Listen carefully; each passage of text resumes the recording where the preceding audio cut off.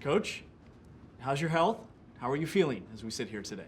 Oh, my health is good. I feel fine. I got a knot put on my head this summer, and fortunately, the negative that came out of it is far less than all the positives that came out of it. So I'm doing good.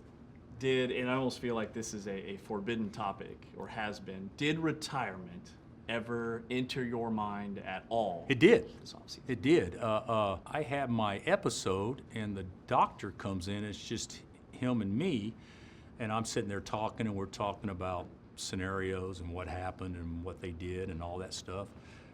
And I asked him, should I consider not doing this anymore? And he said, do you like what you do? And I said, I love it. And he said, well, why would you ever consider it then? You idiot, basically. So after that, I knew I was good to go. In this current state of NIL and transfer portal, and we're a few years into it now, but the kids that you're recruiting and are playing for Kansas, are kids in today's era different than they were a decade ago in college athletics? I don't think the kids are different. I still think kids yearn for discipline. I still think they want to be coached. I still think they want to get better. I still think they want to be a part of something bigger than themselves. I honestly believe that. I don't think that's changed.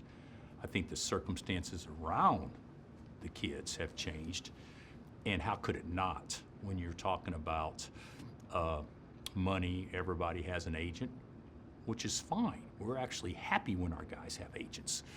But the reality of it is now you got, well, you deserve more than this, you deserve more than that, and people look at it from the standpoint of their client or their child or their nephew or whatever it would be, as opposed to looking at it from a schematically, the big picture on what other people can actually do and what their mission is. And so it makes it different, but the kids haven't changed. When you built this year's roster, this year's team, what are some of the characteristics you were looking for on and off the floor, and where do you need to improve most from last year? Well, last year I loved our guys, KJ and Juan and Zeke and of course Hunter. Love those guys, but the collective mixed together, we need to get more athletic. We need to get more perimeter shooting. Those guys individually are all terrific, but fitting together about what we need to do, I don't think that we were as good in that area as we could be. So I wanted to get more athletic. I wanted more perimeter shooting. I wanted to play with more pace. I wanted to create more havoc. There's some things that I think that we can do better this year than last year's team, but that doesn't mean that we're automatically successful.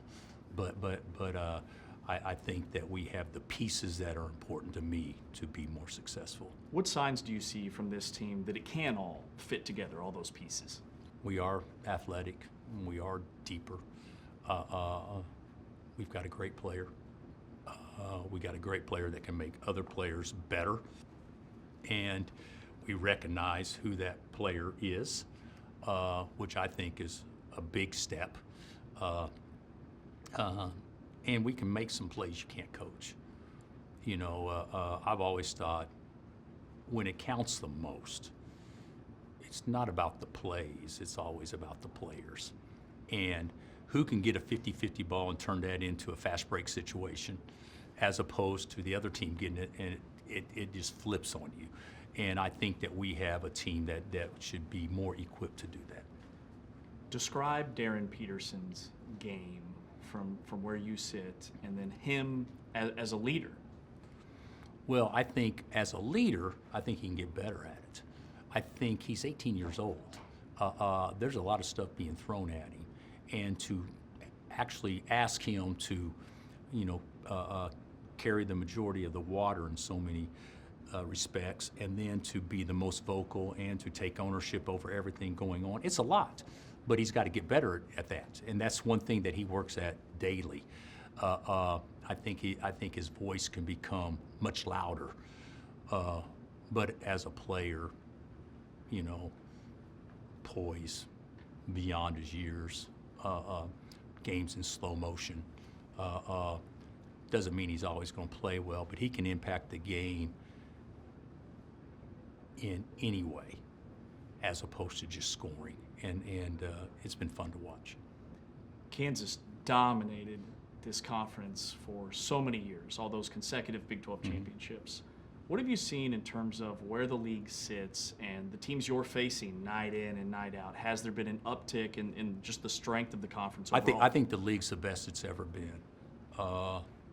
I think Houston's obviously been the headliner the last couple of years in the league, and they've come in and they've dominated.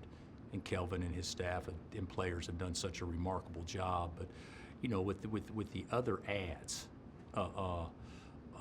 with BYU on the national scene, with Arizona on the national scene, that goes along with Baylor, who just won one. We just won one. Iowa State's been knocking on the door for a while. K-State went to the Elite Eight just a couple years ago.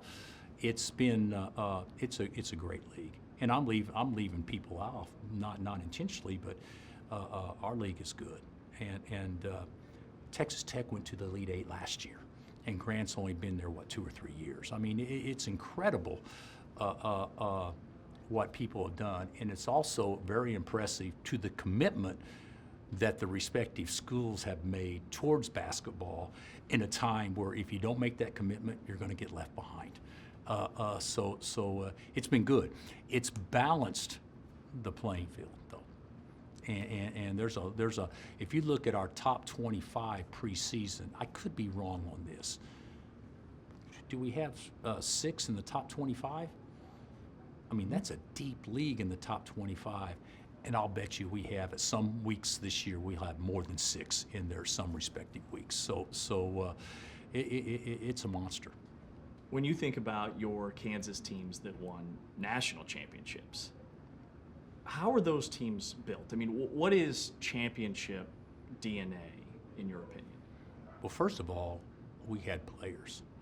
I mean, don't let anybody tell you these players are still the most important thing, and we had real guys.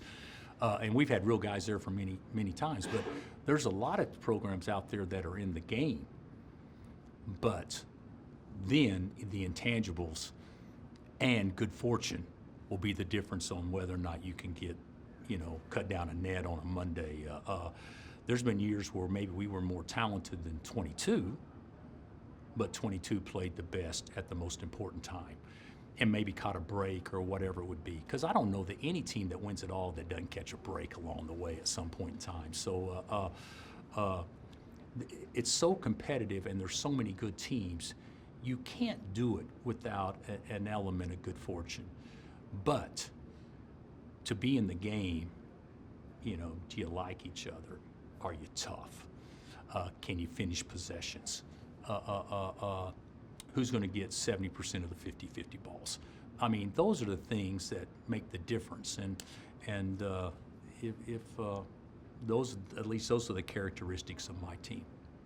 When you think about all the great players, so many pros that you've coached at KU, tell us, put together your all-time Bill Self coached Kansas starting 5. Well, you'd have to put Embiid in the post, I would think. You have to probably put Joe in the post. We've had so many good guards. Frank Mason, National Player of the Career. Sharon, first-team All-American. Mario Chalmers. I don't know. It'd be hard as a high school kid. Sharon's probably as good a high school guard as we've recruited. Josh Jackson was probably as complete as anybody, most competitive guy that we've had. Marcus, Markeith, T-Rob, one of those guys has to be, a forward, and then the guy we're coaching now would definitely be in that 5. Bill Self, basketball. Let's hear about Bill Self off the floor. Let's say it's middle of the off season. It's 3 p.m. on a Saturday afternoon. What is Bill Self doing?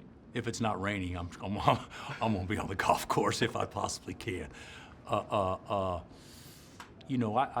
gotten a little more streamlined in what I probably do now. In that, seriously, my hobbies are golf, and I want my hobbies to become more and more my grandchildren.